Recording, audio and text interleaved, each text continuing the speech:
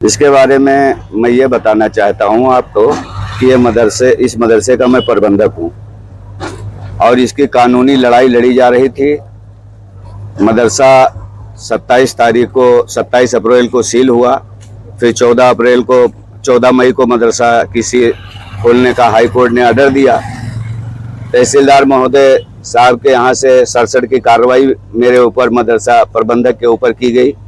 उसको हमने जो है तहसीलदार साहब के यहाँ बराबर पेशी हुई, खारिज किया। फिर हम डीएम साहब के यहाँ उसकी अपील किए। 12 तारीख को डीएम साहब के यहाँ बहस हुई। उसके बाद में डीएम साहब ने कहा कि मतलब लिखित बहस दीजिए। हमारे वकील शिवपूजन ने लिखित बहस और तमाम 17 किताबों के दस्तावेज दाखिल किए, लेकिन ये कब खारिज हुआ, कैसे खारिज हुआ, इसके बारे में मुझे कोई ना नोटिस मिली है ना मुझे बताया गया है। सुबह 8:30 बजे लेखपाल साहब ने मुझे ये बताया कि मतलब आप मदरसा आ जाइए। अब ये कब खारिज हुआ, कल वकील साहब से हमारी बात हुई तो कहा अभी कोई उसके ऊपर कुछ लिखा नहीं गया है।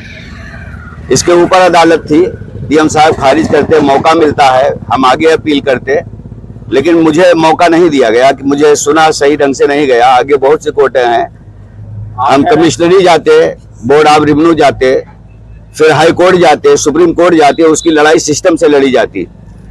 शासक अधिकारियों का कहना है कि ये जमीन जो है वो सरकारी है। हाँ, सरकारी जमीन है, लेकिन ये 132 की जमीन नहीं है, 117 की जमीन है, यानी ये सुरक्षित जमीन नहीं है।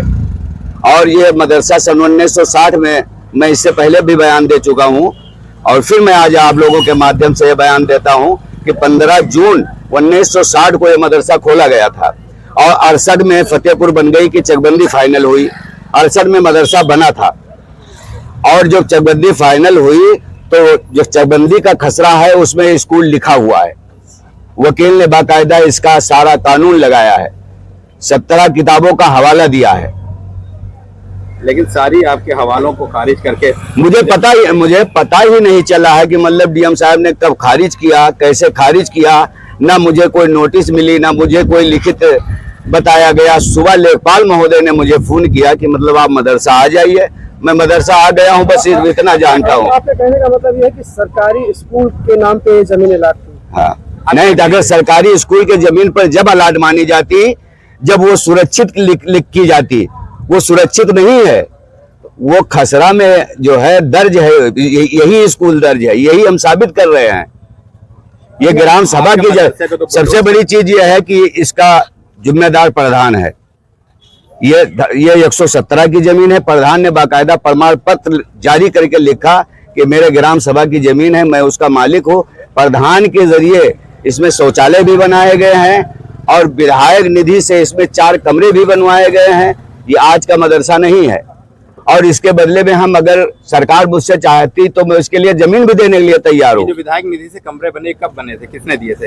ये मेरे पहले बने थे, शब्बीर विधायक ने बनवाया और लोगों ने बनवाया। एक कमरा तो आपको अभी दिखाई दे रहा है, इसके बगल में ये जो समाजवादी सरकार ने आपको 4। सब समाजवादी सरकार में नहीं जानता हूँ किस सरकार में बनाया गया है, चूंकि मैं उस टाइम मदरसे का प्रबंधक नहीं था। प्रधान कौन था उस समय? अब ग्राम प्रधान के बारे में भी नहीं बता पाऊंगा, कई प्रधान बदलते चले गए। जब 60 का मदरसा कायम किया हुआ है तो कई प्रधान आए गए, प्रधानों के जरिए। अभी क्या करेंगे आप? अब हम इसकी कानूनी प्रक्रिया में आगे जाएंगे।